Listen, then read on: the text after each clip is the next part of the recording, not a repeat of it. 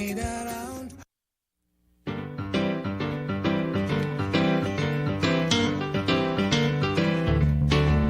When the union's inspiration through the workers flush around, there can be no power greater anywhere beneath the sun.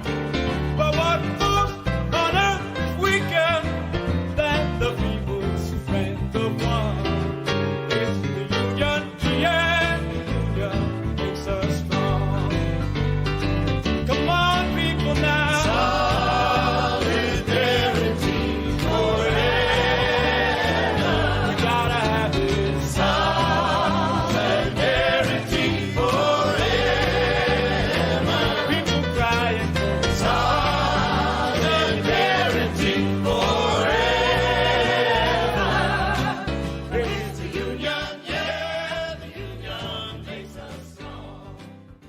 And welcome to ToHealDC. This is Joni, and Chuck's going to be joining us in a few seconds. We are going to be spending a great deal of the hour with policy analysts from the American Federation of Government Employees, representing 800,000 workers across the country. So we're going to be hearing about how the union is fighting back against this attempted takeover of our government. We're very thankful to have most of the hour talking with Travis Reuther, who happens to be a relative of Walter Reuther. But before we jump into that situation, we're going to take a few moments to discuss the celebrations of Black History Month that I went to just over the weekend. And then we're going to hear briefly, but very importantly, from the Palestinian Youth Movement. We're glad to have Mimi joining us in a moment. She'll be talking about Netanyahu's coming to the White House tomorrow. But let's quickly, I hate to say quickly, but Black History Month is going to be at least the whole month of February, if not the whole year. So this is not the last time we're going to discuss this, but I was blessed to attend at least two extremely inspiring gatherings on Saturday. And first, Chuck will share as well, but Saturday morning, from 11 to 2, Chuck Hicks at his annual Black History Celebration event. And it was just extremely inspiring. In fact, I get kind of emotional. Excuse me, folks. Given the news that we're getting each and every day, we need to remember our victories and our strength. And so Chuck's event did exactly that. I'm going to ask Chuck to talk about it a little bit. But also in the evening, I went to the Sankofa and heard Gerald Horne with a packed audience introduced by Greg Carr.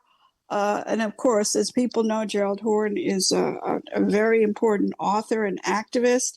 And that was also extremely inspiring. And it just reminds us that as we travel through these difficult times, we also need to be inspired. So, Chuck, we are very proud of you. Everybody was just delighted and inspired by your event on Saturday. So just briefly share with us about Saturday and why you do this every year. We're gonna be out of time in a moment. I was hoping Chuck would be unmuted, but it was really quite an inspiring occasion. Many people were received awards, and I think the whole spirit of the day. It was a packed house at Westminster Church, and many of us just want to give a round of applause to Chuck for doing this. It was. Hear me now? Yeah, but real quick. Yeah, I think one of the outstanding things was Frank's speech. So encouraging. And again, Frank is the SNCC activist and the founder of the African American Civil War Museum. right? And there were just some outstanding preachers, exceptions, Thomas Blanton, Robert Branham, Marquette, Emma, just everybody was so good. And I do this because I think it's important that we come together as a group to remember Black history. Oftentimes, there are little things, and this is kind of a community opening for people who don't know a lot about people who do a lot of things that are unseen. We use a lot of unseen workers, unseen heroes to pay tribute to. That becomes important to tell people they're important. What they do is important, and that they count. And we do that every year and we turn out people so that they can support people. And then they come because they like to hear some inspiring words. For some people, this is the one thing they get invited to. Just the best. Yes, and again, it was inspiring not just for people who don't know about Black history achievements, but those of us who do know about it. We need this inspiration and this solidarity. And we played that song, Chuck, in the beginning. Of course, Chuck and I both come from very strong union-backed families, but that solidarity is not only within unions, but across our communities now. We need solidarity, and we need to, more than ever, and we need to celebrate the solidarity we have.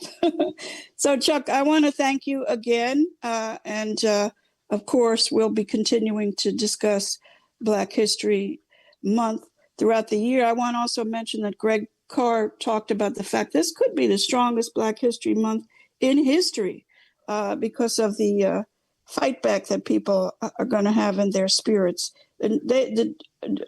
Donald Trump cannot take down Black History Month, that's for sure. And with that said, we're going to jump into real quickly our next guest, and that is Mimi from the Palestinian Youth Movement. And we're happy to have her back on. We hope to have her and the Palestinian Youth Movement on more regularly this year. But Mimi, tell us, of course, we still have a lot of concerns about what's happening in Palestine and Gaza, but tell us what is happening tomorrow and what Palestinian Youth Movement is doing. Yes, welcome. Hi, Joni. Hi, Joni. Hey. Thank you so much for having me on, and happy Black History Month. We're here on the show to send a message to our community here in DC that even though there's a ceasefire, we understand that the struggle continues. Netanyahu has been invited to the White House to meet with Trump.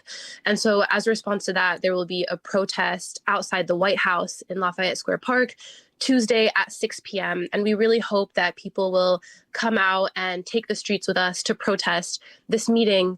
Netanyahu is the first foreign leader being invited to the White House under Trump's new term. And it's especially horrible, besides all the terrible things that the Netanyahu regime has done in Gaza, but the fact that there's an active ICC arrest warrant out for him now, rather than dining with Trump, he should be in The Hague. He should be behind bars. And we also understand, from his past visits to the US, that when he's invited here, he is actively plotting with the US in order to advance the Zionist and imperialist project. And we know from watching history, the last times that Netanyahu's been invited here, both in July and September, were followed by horrible advancements in the imperialist and Zionist project. We saw the invasion in Lebanon and the bombardment of Lebanon and the pager attacks. He actually literally ordered the pager attacks from his hotel room. And so it's extra important that we're out here protesting this because we also understand that one of Trump's priorities is to advance the normalization project between Israel and other Arab countries around them, specifically the Abraham Accords, which are between Israel, Bahrain, and the UAE. And so the reason why we're having this protest and the reason why I'm here now is that a lot of people understand that the genocide was an active ethnic cleansing project in Gaza, and that's true. But the genocide in Gaza was not just to kill as many Palestinians as possible, although, of course, that was their goal, but it was also to really crush people's hope of any resistance or liberation of any kind. And we saw that even after this brutal genocide, that wasn't possible. Our desire for liberation and our resistance stays alive. But also a normalization project is they have the same goals. It's to actually put so much economic pressure on the region that they are also left with no choice but to accept Israel. And we obviously can't have that happen. We have to resist this with as much strength as we would resist a genocide, because it literally is a genocide, just in a different form. And so I really hope that everyone is able to come out tomorrow at 6 p.m. in front of the White House to show that the people continue to stand with Palestine until total liberation and return. And thank you, Mimi. And I'm sure that it didn't go unnoticed to you and Palestinian Youth Movement that one of Trump's many decrees in the last few days was cutting all funds to South Africa. And of course, South Africa was the first to bring the case against Israel to the ICJ. So I'm sure that's the reason he wants to cut funds to South Africa. Mimi, your last question, are there other organizations that are supporting this boycott or protest tomorrow that Yes. you know? Yes, there's a lot of organizations that are supporting. And if you check out our Instagram, Palestinian Youth Movement, you'll be able to see the list of other organizations. But we can shout out Maryland to Palestine and the Party for Socialism and Liberation as just a few of the organizations amongst a broad coalition that are going to continue to push against the imperialist and Zionist project for a liberated Palestine as long as it takes. Okay, Mimi, thank you very much for joining us. And again, that's 6 p.m. at the White House tomorrow night. Okay, we're going to move right into our main topic today and our main guest, Walter Reuther from the American Federation of Government Employees. But Magic Mike, we're going to give him a little musical introduction.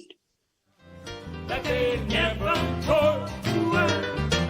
So without our brain and muscle, not a single will return. We can't break their hearted power, gain our freedom when we learn. It's the union, yeah, the union that makes us strong. Hear the people singing solidarity forever. We gotta have this solidarity forever.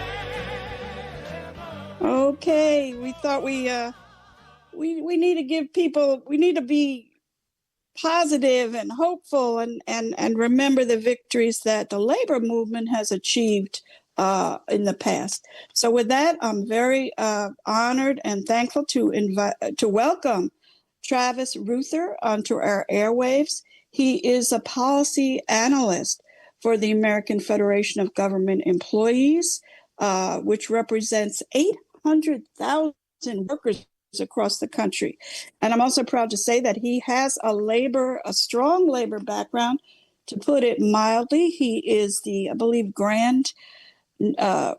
his grand uncle was Walter Reuther, who, of course, is a very important hero in the labor movement.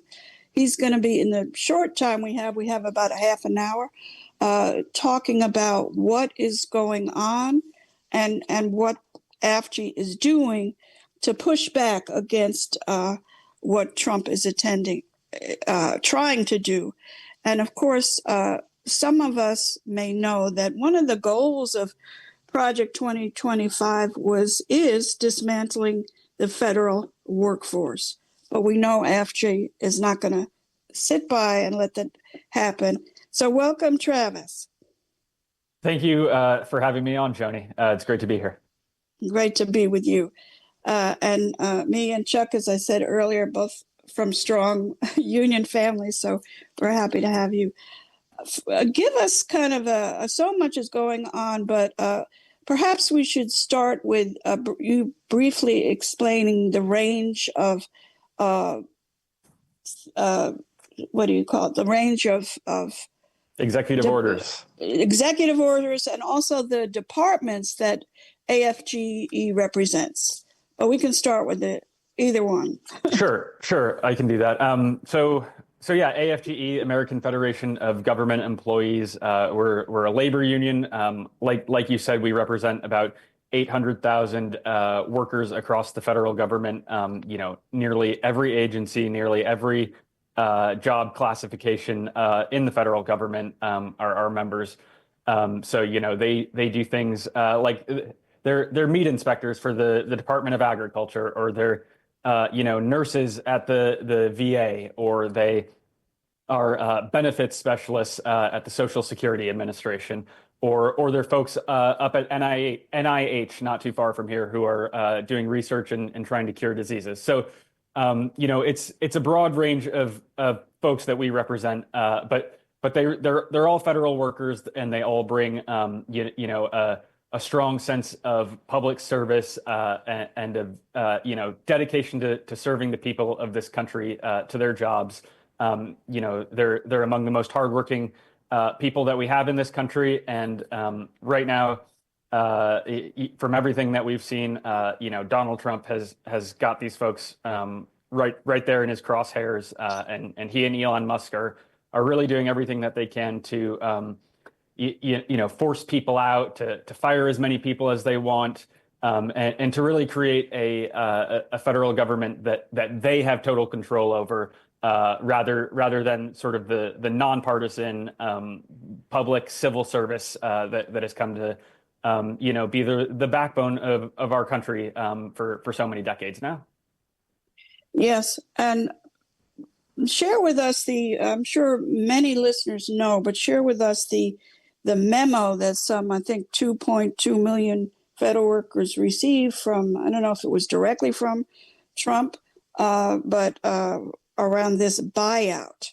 So talk to us about that memo, what it said, and what AFGE is advising workers to do. Sure. So that buyout, the buyout memo, which is really that's what they're calling it, is a buyout.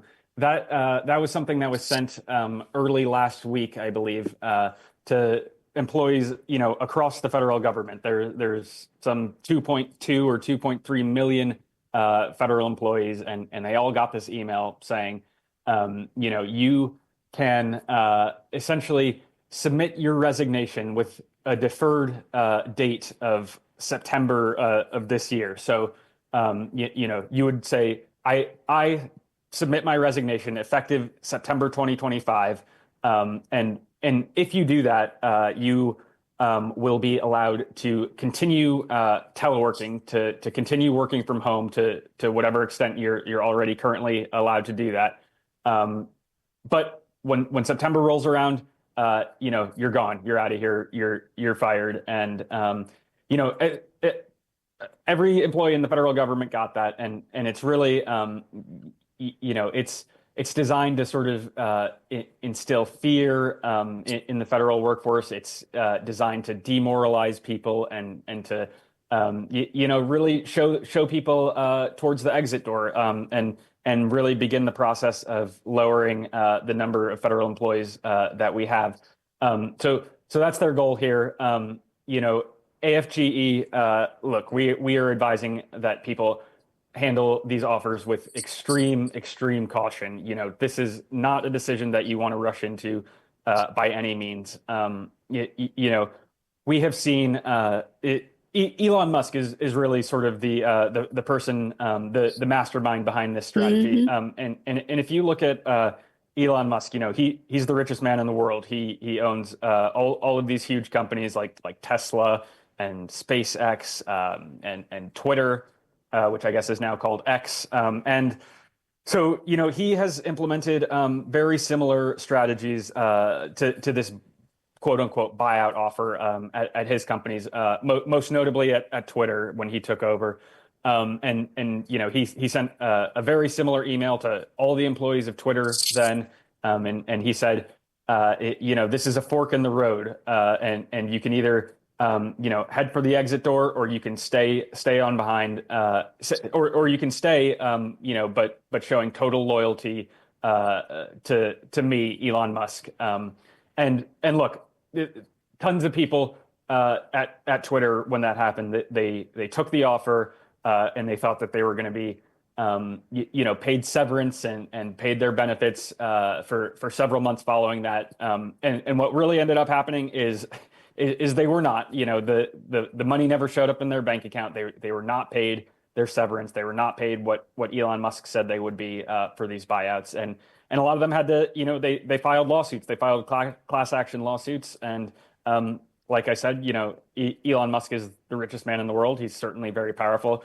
He was able to get those lawsuits dismissed, and the employees of Twitter, never saw a dime of what Elon Musk had been promising them. So I bring that up because that's a very real worry this time around, with these quote unquote buyouts that the federal government is offering. And so at AFGE, we're urging people to be very cautious and to understand that history and that risk, that they don't have the money to pay these buyouts, and there's a very real chance that if you take it, you might not get the money that you're owed. So we're urging people to use extreme caution.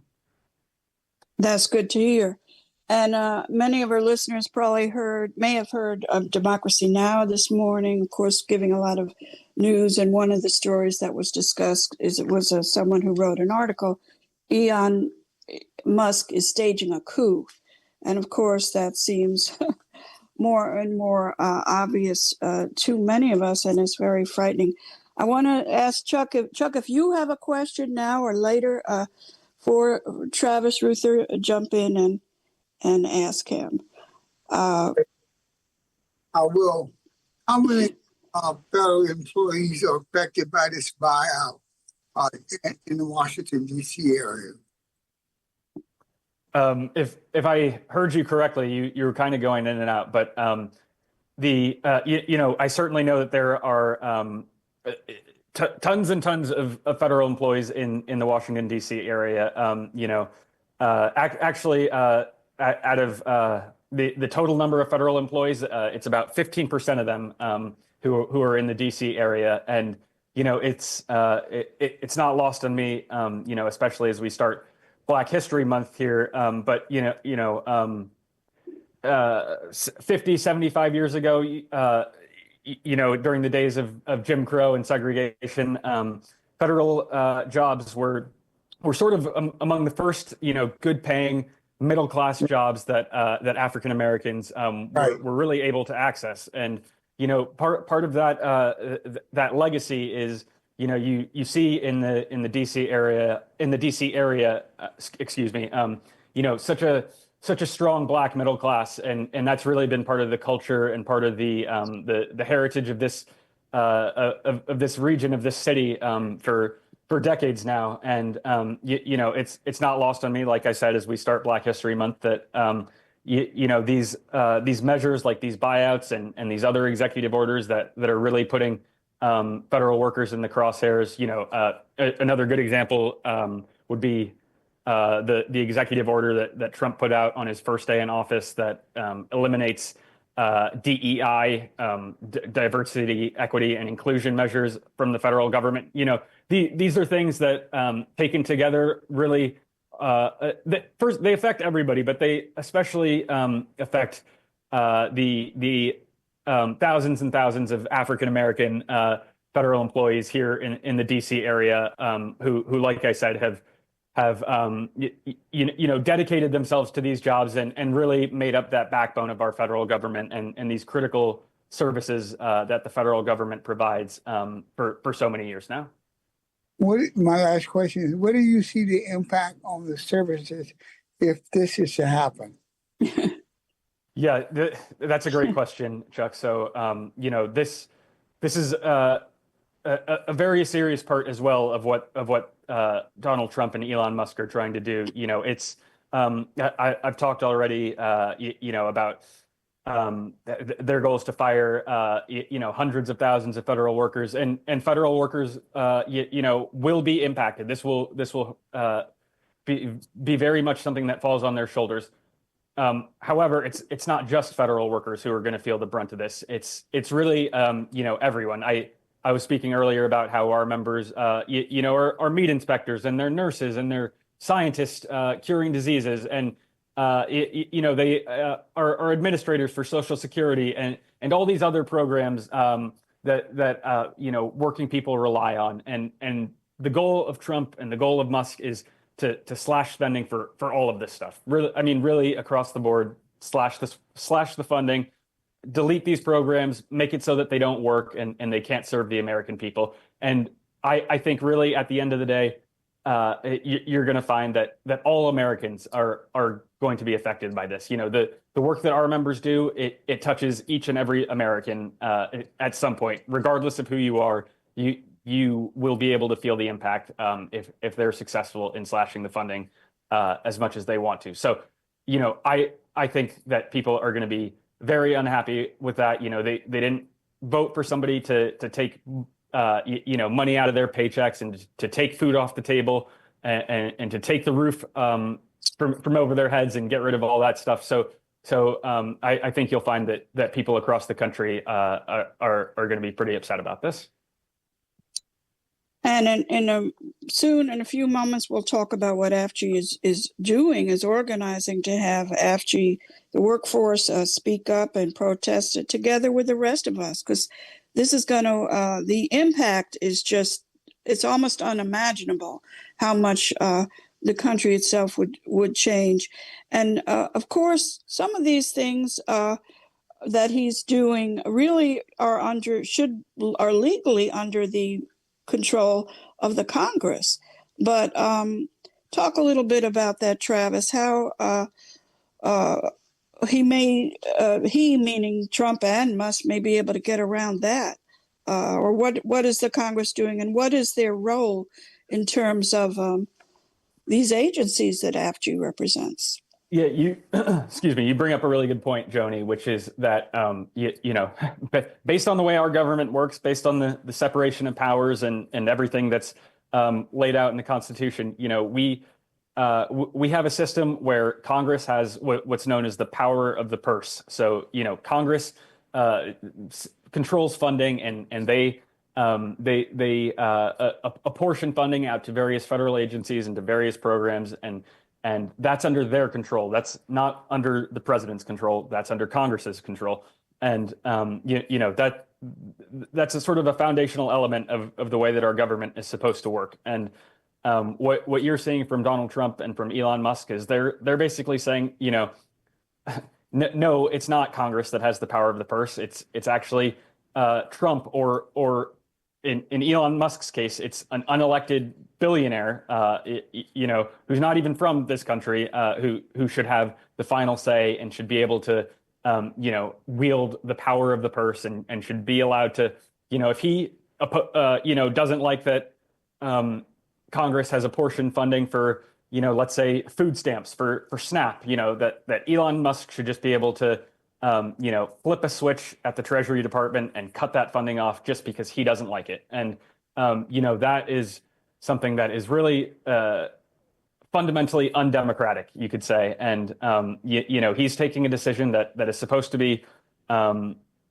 democratically decided. You know, the American people vote for their members of Congress who set the funding. And Elon Musk, Donald Trump, they're saying they're throwing that out and saying, no, we decide. And that's going to lead to, you know, you're starting to see it already, but that's going to lead to a situation where, you know, two billionaires have control over what the government spends its money on. And like I said, that could be disastrous for any number of federal agencies, for any number of federal programs. And you know,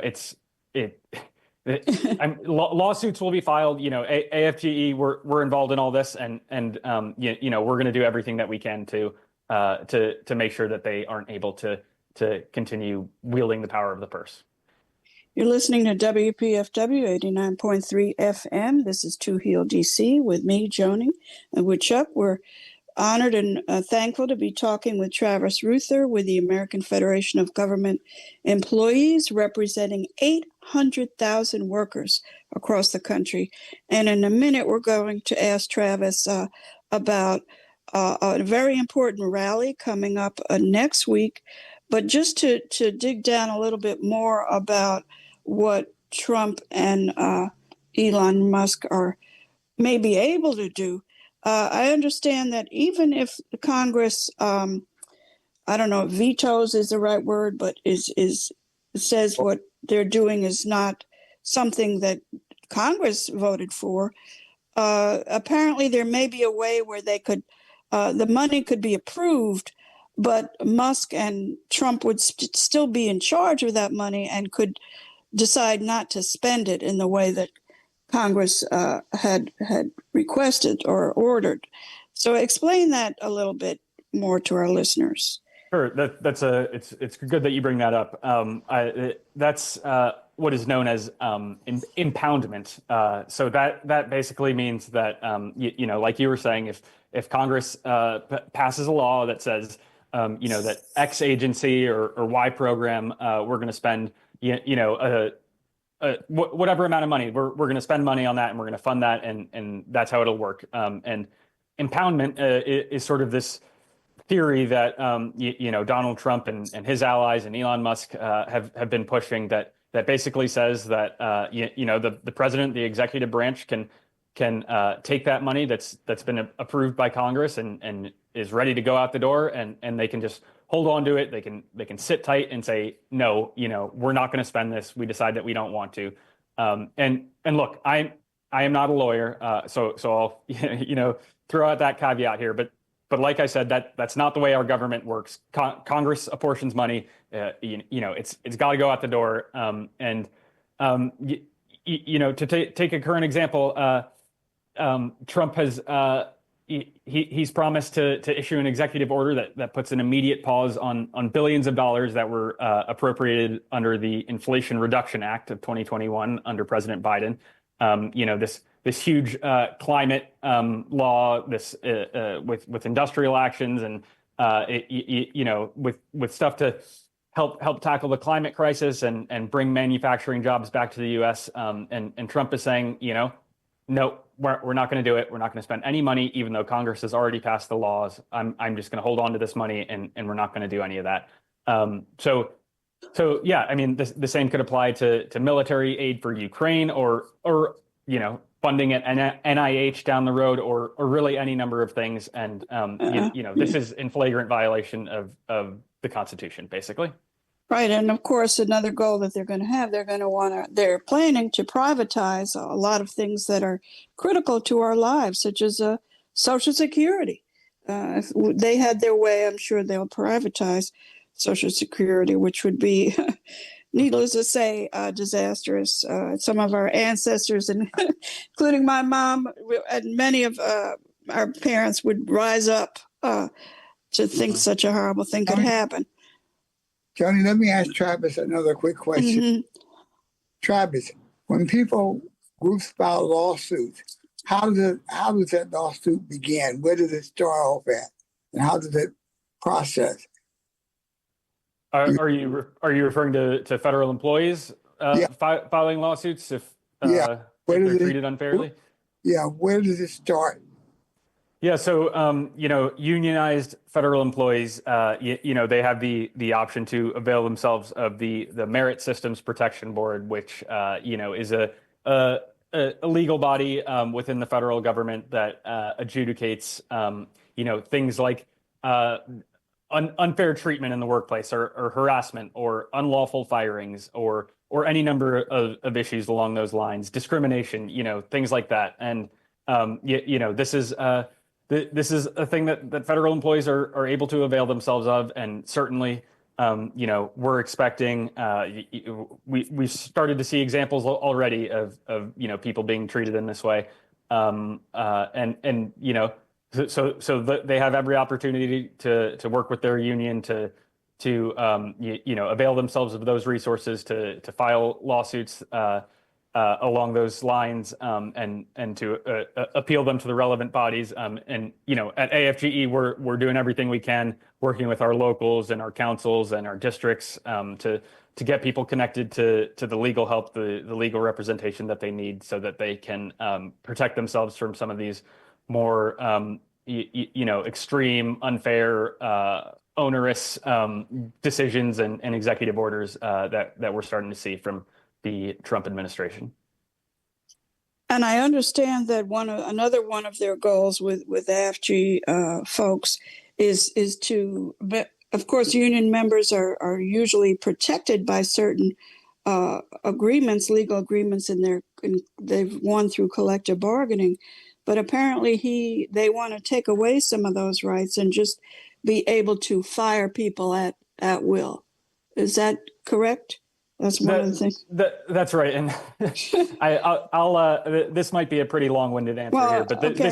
this really gets to sort of the the crux of what we're facing here, and I think you mentioned their goal of really firing as many people as possible. One big way that they're going to do this, it's called Schedule F, or Schedule Policy Career, as I think they're now calling it, because that sounds less scary. But what Schedule F does is, it's a type of job classification that says if you're a worker, an employee in the federal government, your job is policy related. It's related to policy, and if you have a job that's related to policy, they can place you on the Schedule F, and that means you basically lose your due process rights and your other worker protections that federal employees have fought for decades.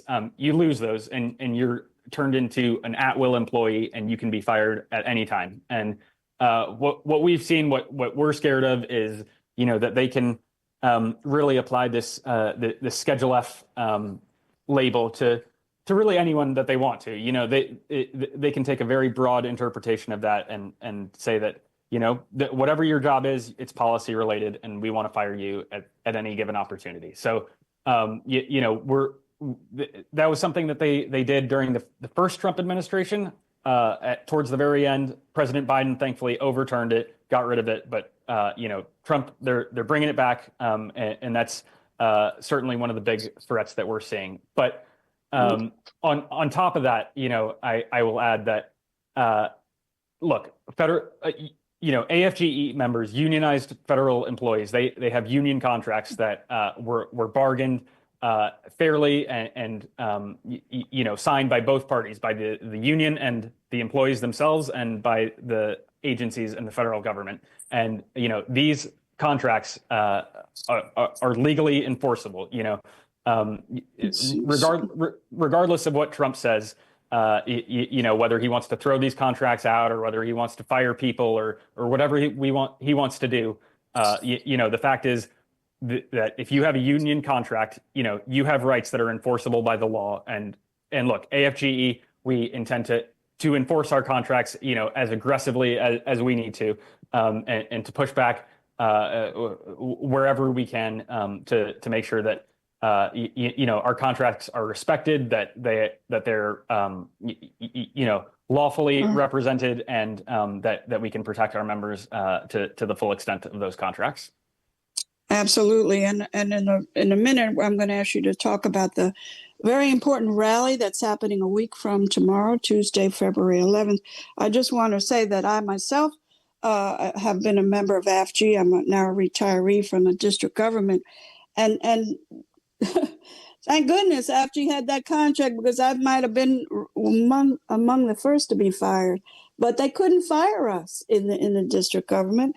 They could fire the at-will staff, and I saw a lot of the at-will staff being marched out of their offices about 10 years ago. But the workers have rights, and thank goodness for the union, we still have rights. So before I ask you about February 11th, Travis, I just wondered, is the Department of Education under... are there AFGE workers under Department of Education? Yes, I believe there are.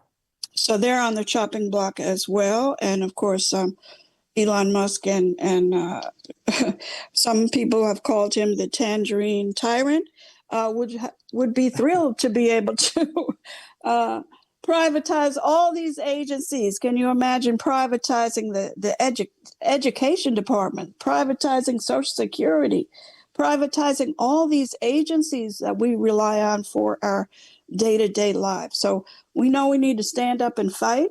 We need to do a lot of organizing. And of course, not only AFGE members, but all of this, as Chuck's question showed and Travis explained, this is going to affect almost everybody. So Travis, tell us, And of course, we know there are many attacks, but they're all kind of interrelated. So tell us what is happening on Tuesday, February 11th. Sure. Well, first, let me just say a quick word about privatization, which you brought up. This is this is one of the big sort of threats here as well.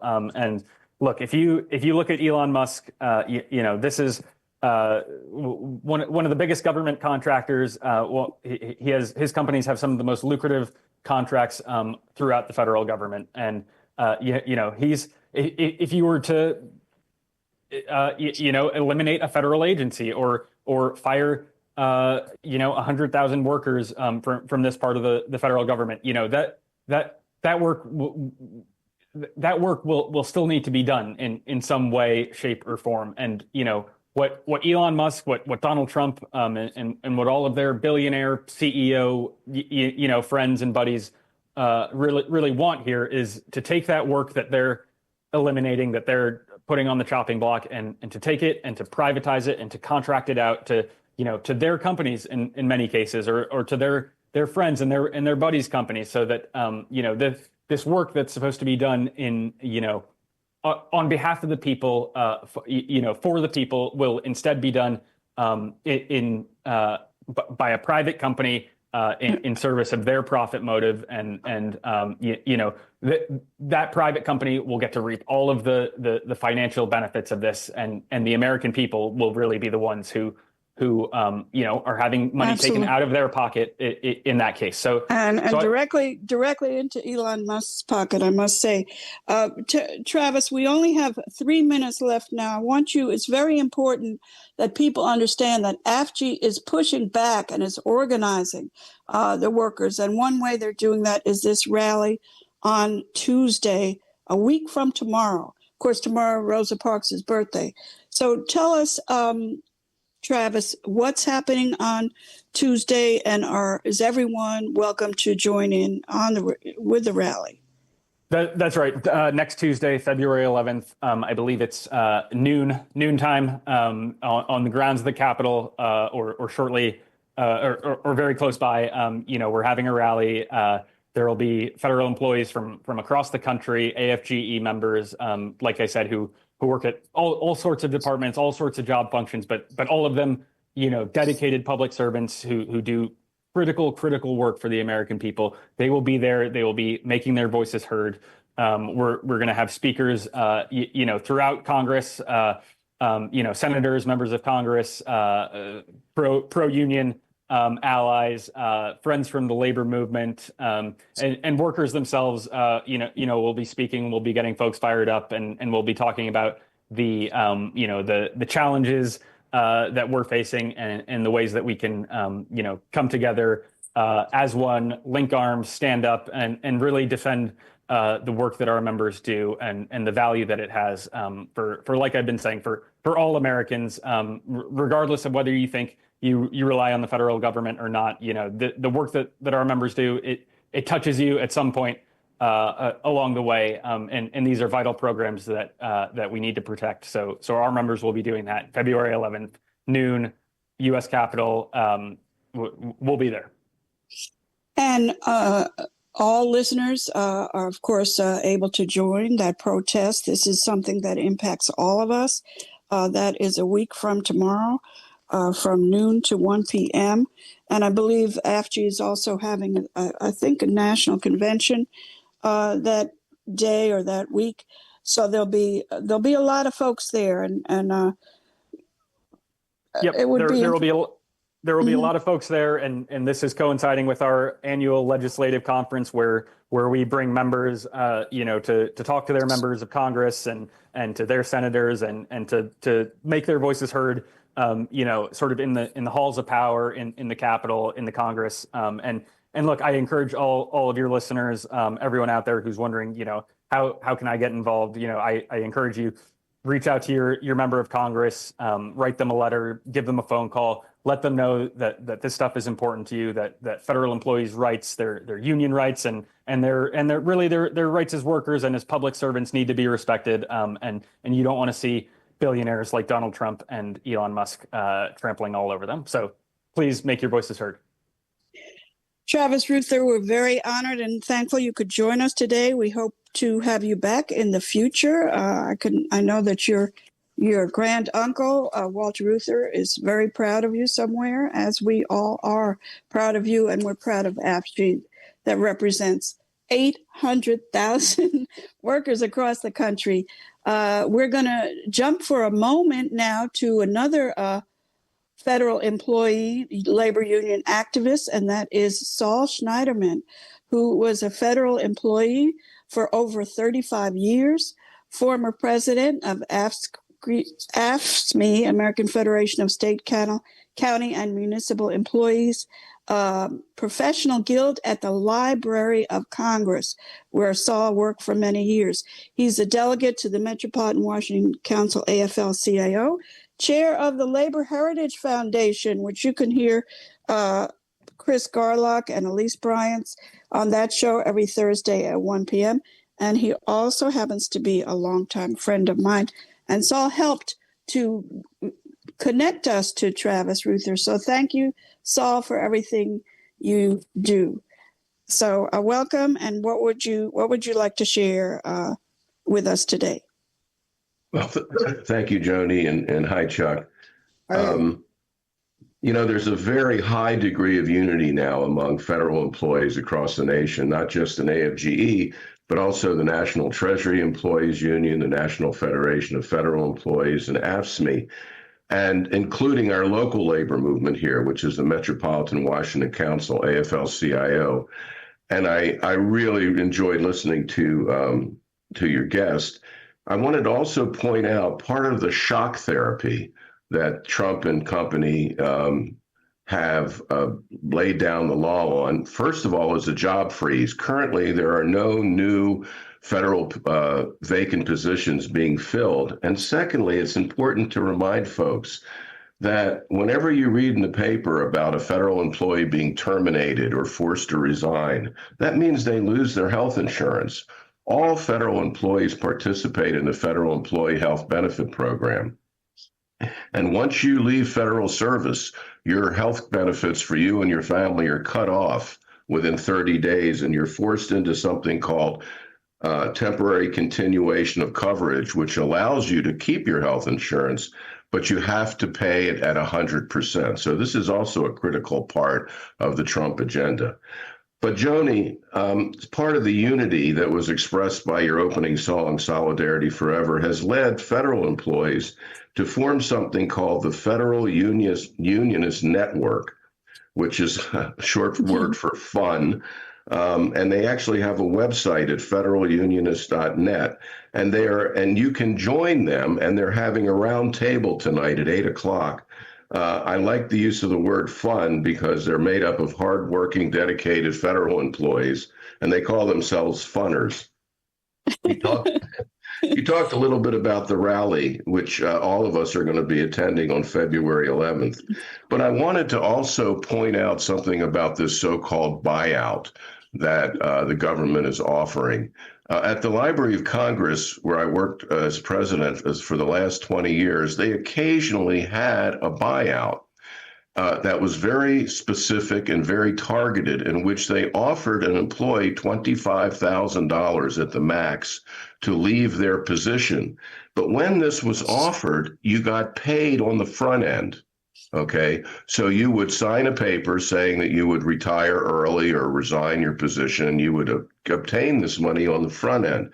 That's not the buyout that's being offered by Trump and company. And I think that's why Senators Tim Kaine and Van Hollen are telling people to be very cautious about taking this so-called buyout, especially just by sending an email to the executive branch. I would go one step further and say not to do it, because whenever there's an executive order that is issued, they can issue another executive order changing it. So that's also a caution for federal workers.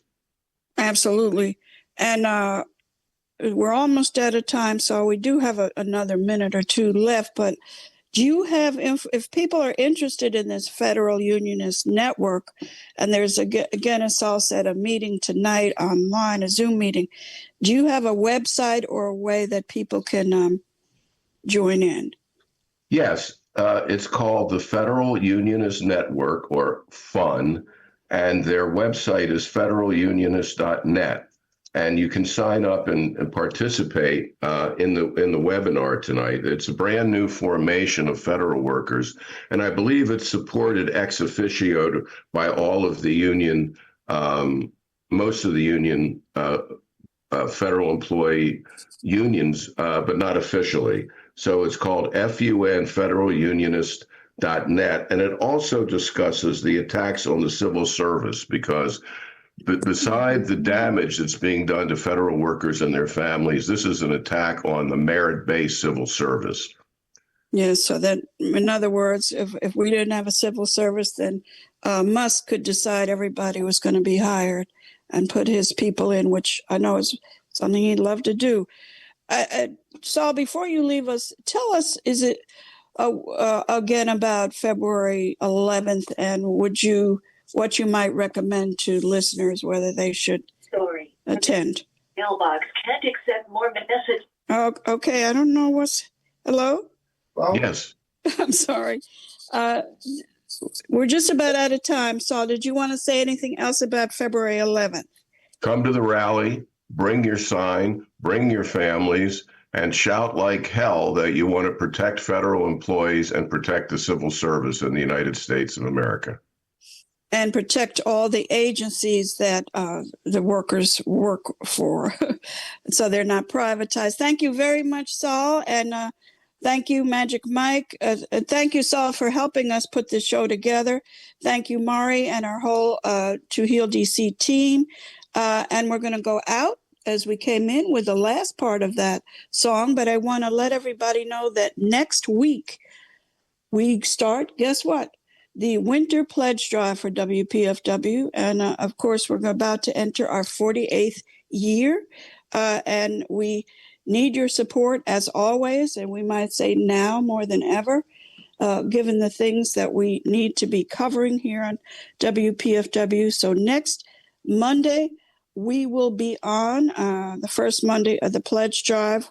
One of our main guests will be Harriet's Wildest Dreams.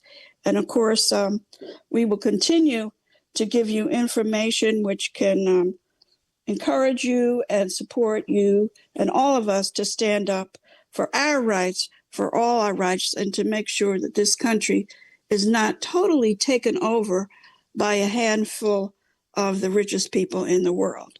And with that, we're going to go out with the last stanza of the song we came in with, Solidarity Forever. And that is not only union members, but all of us. And of course, very important in Black History Month. Right, Chuck? Absolutely, Tony, absolutely. Okay, so let's hear it.